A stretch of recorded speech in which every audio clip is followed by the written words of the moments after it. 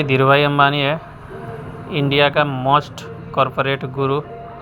धीरूभाई अंबानी कम समय में बड़ी छलांग मारने वाले धीरूभाई अंबानी ये कैसे धनी बने हैं, इसके बारे में आज मैं आप लोग को बताऊंगा। आप भी धनी बन सकते हैं धीरूभाई अंबानी जैसे, शॉर्ट टाइम में बहुत बड़ा पैसा इकट्ठा कर सकते हैं।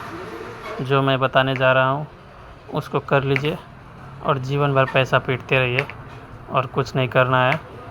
सिर्फ आप समय पर फोकस कीजिए, किस चीज़ का रेट बढ़ने वाला है और किस चीज़ का रेट घटने वाला है।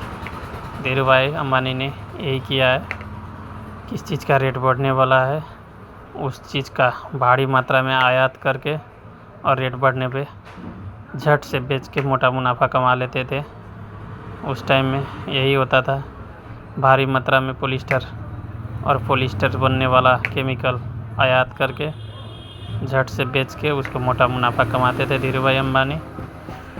और दूसरी बात, आपको कभी भी मोटा मुनाफा पर ध्यान रखना चाहिए, न कि चिल्लर पर। 10 रुपये का सामान बेच के मैंने 20 रुपया कमा लिया और दिन भर में जमा 20 आइटम बेचा, वो वाला नहीं।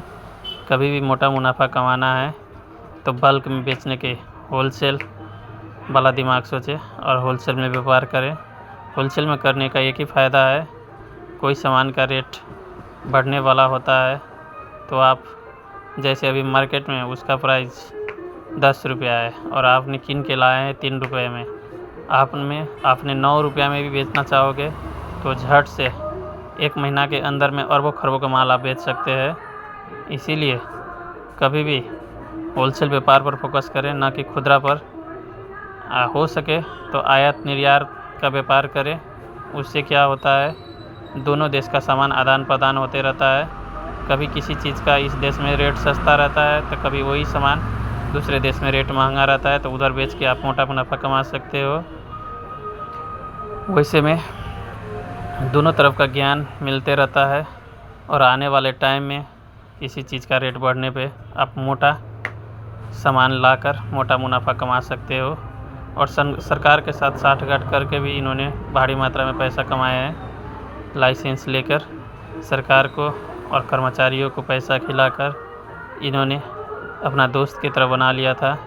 कोई सरकार बनने वाला हो या कोई नीति नियम में बदलाव होने वाला हो तो इनको पहले पता चल जाता था सरकार किस चीज़ पर बैंड करने वाला है और किस चीज़ को निर्यात में छूट देने वाला है, किस चीज़ पर कितना टैक्स लगने वाला है और किस चीज़ पर टैक्स छूट होने वाला है। इनको पहले मालूम चल जाता था। उसी हिसाब से ये सामान आयात निर्यात करके मोटा भारी मुनाफा कमाते थे।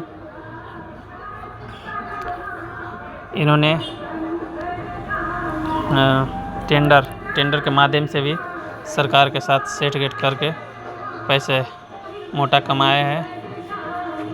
1500 करोड़ का कोई प्रोजेक्ट है तो उसको 3500 करोड़ में लेकर भी मोटा मुनाफा कमाया है। सरकार का टेंडर भरकर रोड इधर उधर कुछ बनाकर इसी तरह से मुनाफा कमाया गया है। जहाँ जहाँ पर मुनाफा बन सकता था वहाँ वहाँ धीरूभाई अंबानी ने अपने सूझबूझ से मोटा मुनाफा कमाए हैं। इसीलिए कभी भी धीरूभाई अंबानी की तरह सोचे।